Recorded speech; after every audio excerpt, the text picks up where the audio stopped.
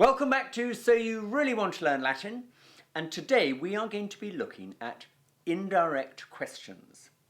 Okay, now you already know how to ask direct questions in Latin.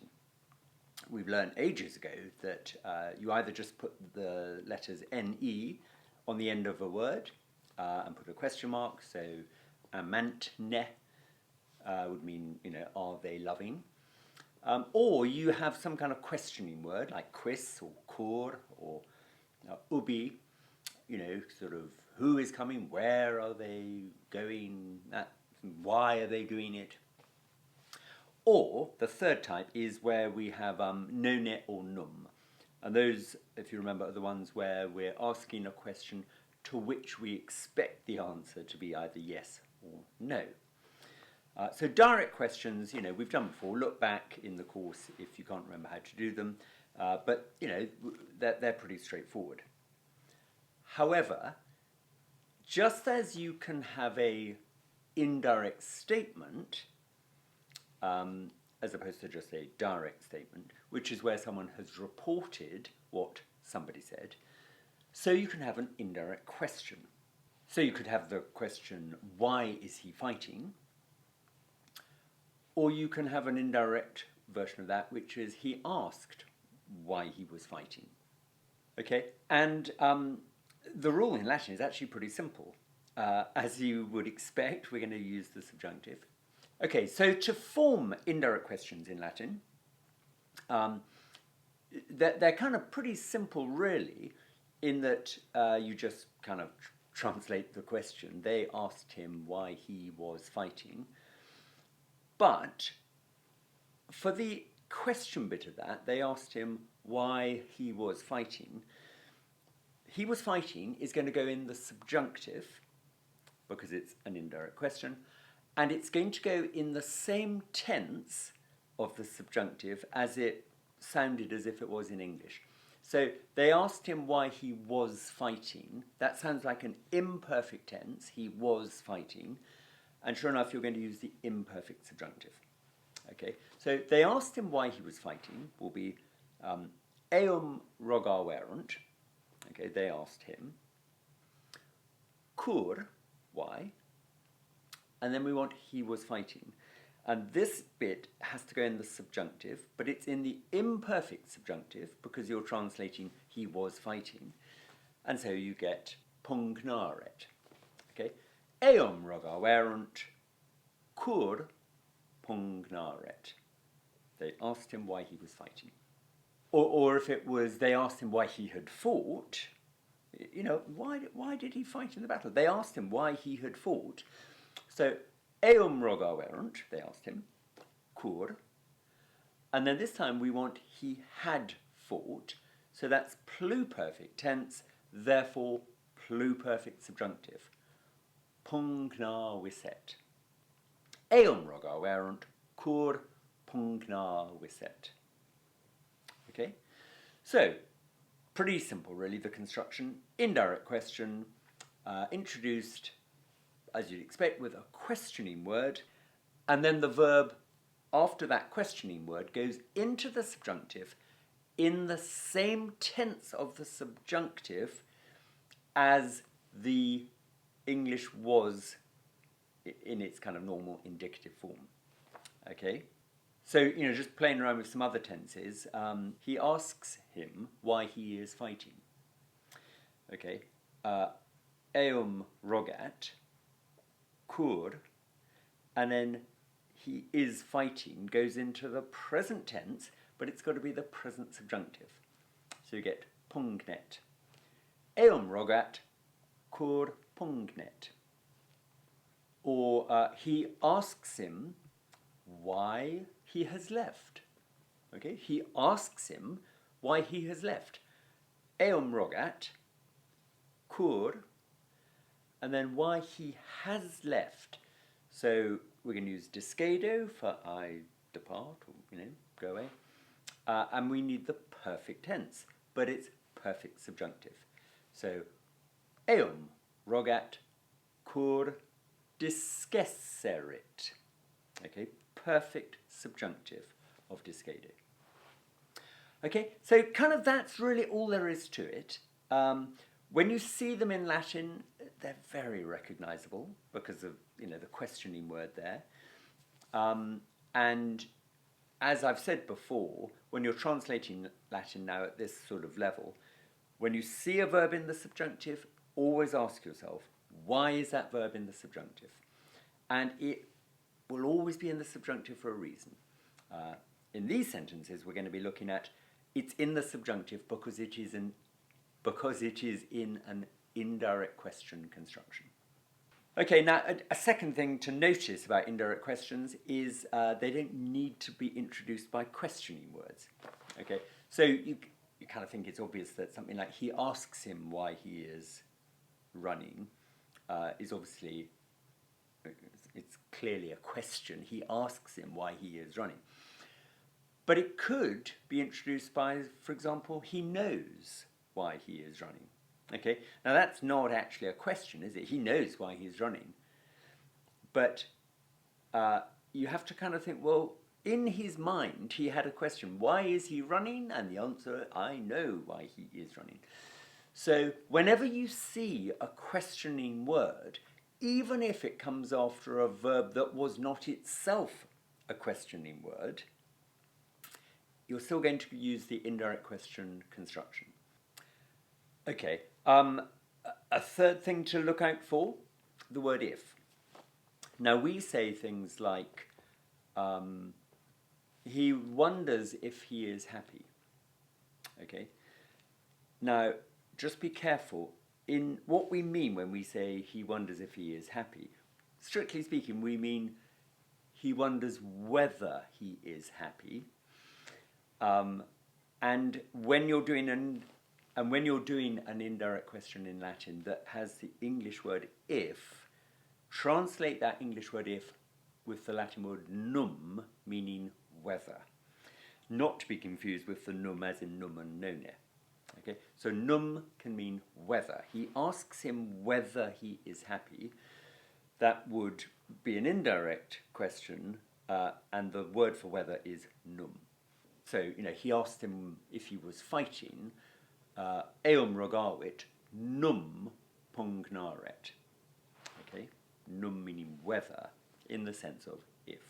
Okay, a fourth little point. I'm running through some of the points that we've got laid out here. We're in chapter 7, page 72 in the book.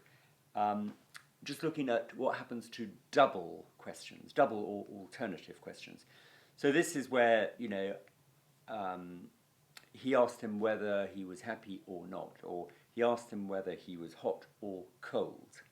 Okay, so you've got a double question. Now, an indirect question, if it is an indirect double question, for the whether, that word whether, he asked him whether blah-de-blah, we're using the Latin word utrum, and that is followed by an. So utrum an is the Latin for whether or, and that's what you would get in an indirect question. He asked him whether he was hot or cold. So the example we've got in the book here is rogavit utrum laetus esset an tristis. He asked him whether he was happy or sad. Okay, rogavit utrum laetus esset an tristis. And then if that had a negative answer to, you know, the second bit of that question, he asked him whether he was sad or not, okay, then you still kick it off with the utrum, eum rogavit utrum tristis esset, okay, he asked him whether he was sad, and then or not, we need nekne. Okay, so in indirect question we use nekne. Had it been a direct question, it would have been unknown. You know, are you happy or not? The or not in that would be unknown. But in indirect question, it's nekne. And then finally, I've said that you use the tense that we're kind of hearing in English and you put it into the subjunctive equivalent. Okay, now that works for the present and the imperfect and the perfect and the pluperfect. Okay, all of those have got subjunctive tenses. But what about the future? Well, there is no future subjunctive in Latin.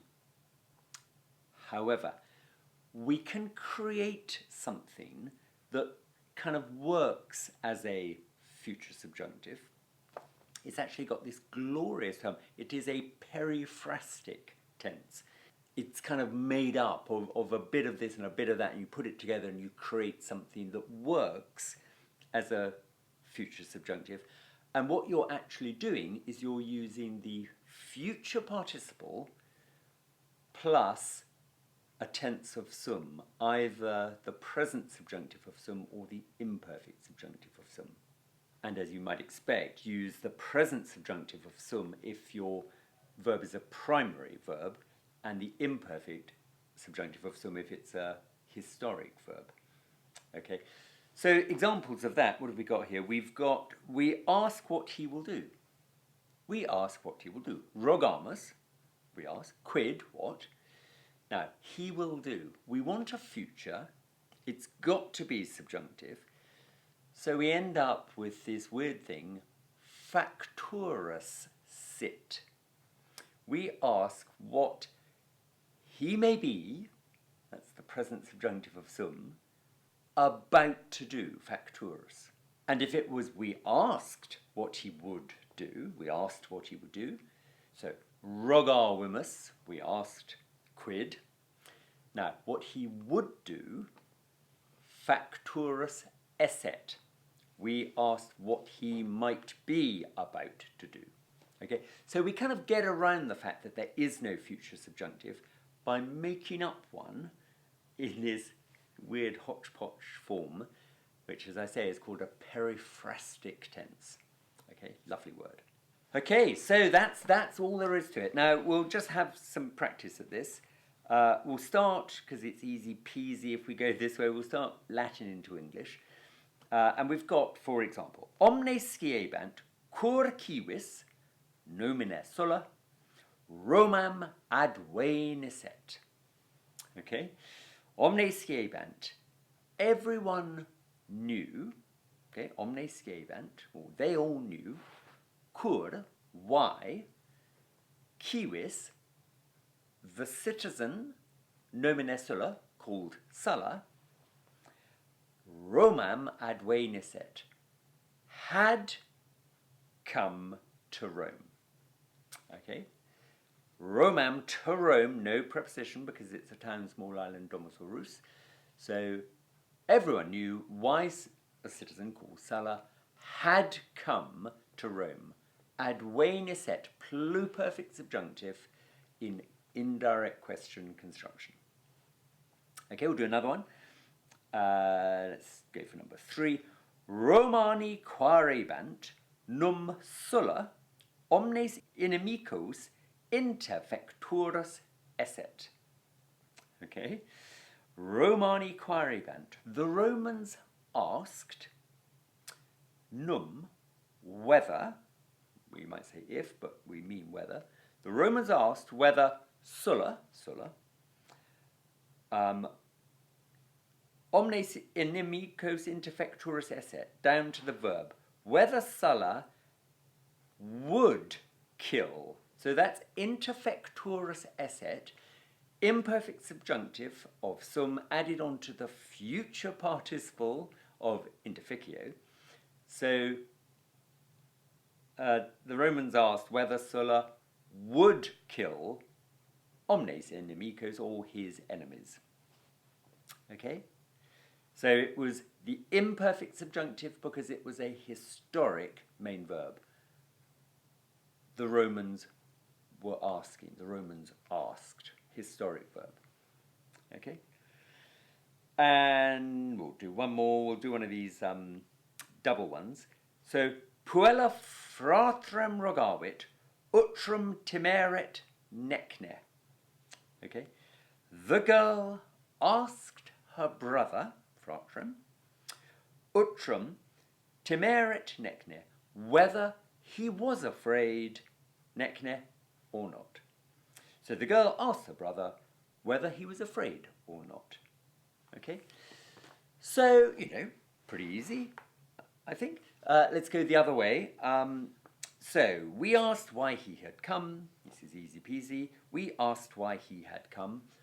Rogawimus, kur. No, he had come. Let's use advenio. Adveniset. Second one, this is in primary sequence. We want to learn who has arrived. So we want to learn volumus discere, or probably discere volumus. Who has arrived? Quis has arrived. Now we need the perfect tense of our verb, advenio, to arrive, advenerit. And we'll do one more. Let's go for. We asked the old men if they had seen the battle or not. So we asked the old men, senes rogawimus. We asked the old men whether they had seen the battle. Utrum proelium had seen. We dissent. Okay, that's the pluperfect subjunctive. Utrum we dissent whether they had seen the battle or not. Necne. Okay, now that's all there is to it. It's yet another construction that we've shunted into touch now. We've nailed another one. We've done, later, quite soon, I think we're going to run through all the constructions we've done. Towards the end of this chapter, I'm going to do a revision on all of our constructions. But for now, indirect question, that's it, nailed. Basically introduced by a questioning word and a verb in the subjunctive using the tense of the subjunctive that the English uses in the indirect question form. Okay? And if that verb is a future, either will or would, if it's will and it's a primary tense, we use the participle of the verb plus the present subjunctive of sum, and if it's historic, which would force will to become would, then it's the future participle of the verb followed by the imperfect subjunctive. Okay? But apart from that, that's enough for now on indirect question. Hope that all made sense. If not, do go back over the book and do these exercises. And if you're having any trouble, do leave me a comment in the comments box below, and I'll see you back on this channel very soon.